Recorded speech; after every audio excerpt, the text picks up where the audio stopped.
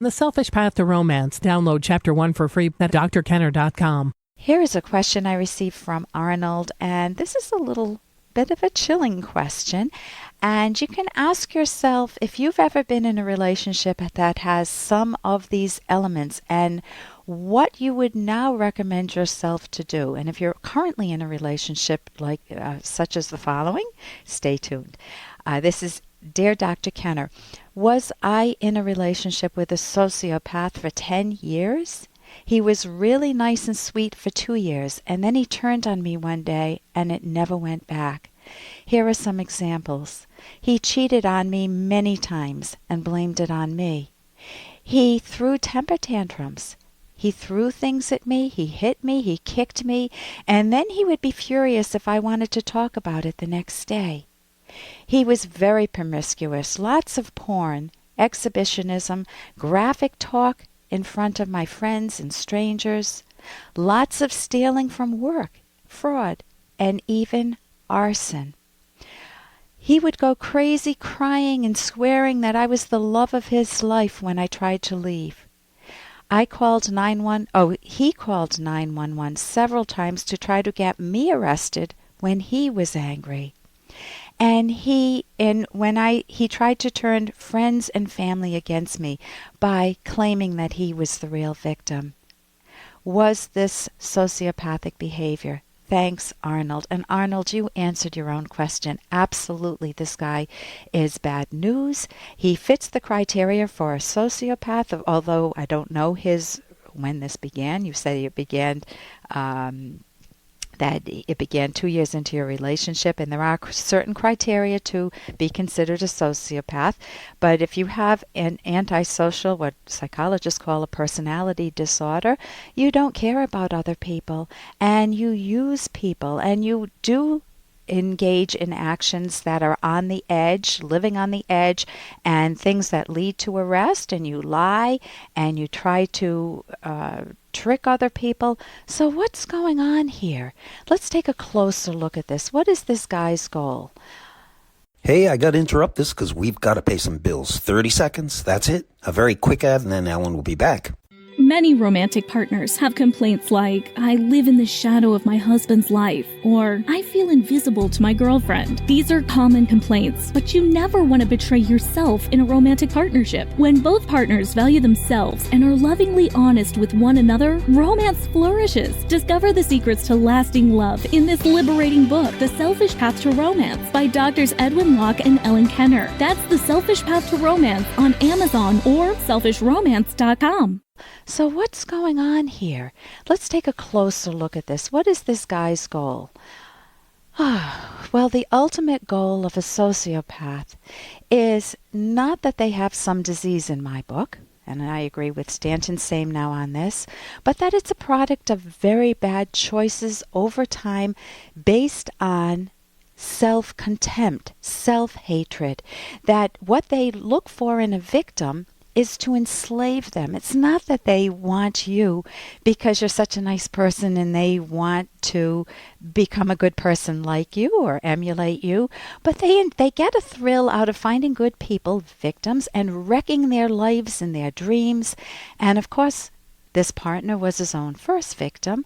So first they try to, first the question is, how do you get a victim? How do you get someone to agree to stay with you for 8 more years after you turn on them? After they cheat and lie, after they see all the evidence that you've got a very bad character, well, he's got to get you to doubt your own mind.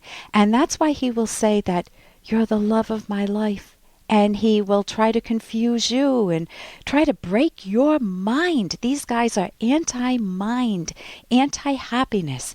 He tries to make other people make it look to the police, to law authority, his calling 911, trying to turn you in and trying to turn your friends and family against you. He tries to isolate you, shift the blame, scapegoat you, and just confuse you. And of course, he's trying to confuse himself too, because he doesn't want to look at himself in a mirror. So he, as I said, he's his own first victim.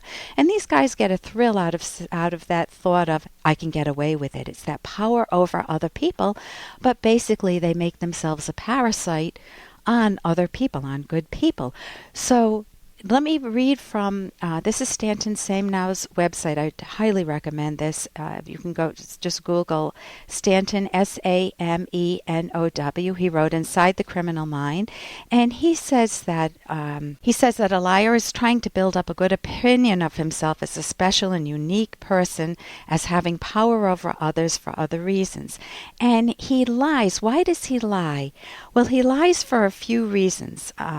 It becomes a way of life. One is that the liar has a great deal to conceal, so he doesn't want to get into trouble. So he lies to avoid trouble, to being caught in the lies.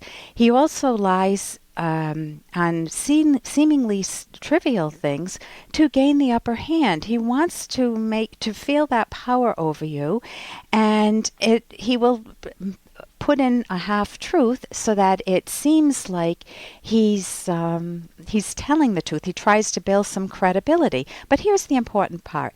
For the criminal, lying is a skill, not a compulsion. He's been lying since he was a child. He has no shame about doing it. There is no compulsion at all to lie. He will tell the truth if it thinks it serves his purpose. Because a particular behavior becomes a habit, it is not a compulsion. We brush our teeth a certain way, but we are under no compulsion to brush our teeth if we do. If the dentist lectures us, we can change our habits if we're motivated to do so. Long-standing habits do not die easily. It takes work to overcome them. The criminal has more than enough excuses for his behavior. We should not provide more by conceptualizing long-standing patterns as a compulsion or as some other sort of mental disorder. So I do not see it as a mental disorder. I see it as criminal behavior. What can you do? Alert your friends and families. Be specific. Tell all. Get a restraining order if you need to. And go to the state police if this guy is friendly with the local police. For more Dr. Kenner podcast, go to drkenner.com and please listen to this ad. Here's an excerpt from The Selfish Path to Romance, the Serious Romance Guidebook by clinical psychologist Dr. Ellen Kenner and co-author Dr. Edwin Locke. You can share the same religion or secular philosophy, be of the same race and nationality, or come from the same social background, and still be different in enough fundamental ways, including sense of life, to make a successful romantic relationship impossible. Your aspirations for the future need to be compatible. For example, it is important for partners to be comfortable with each other's level of ambition. This does not mean both need to have the same level of ambition, but their ambitions should not conflict. One partner may need to work long hours or move frequently to get ahead. The other partner must be on board with this for the relationship to work. You can download Chapter 1 for free by going to drkenner.com, and you can buy the book at amazon.com.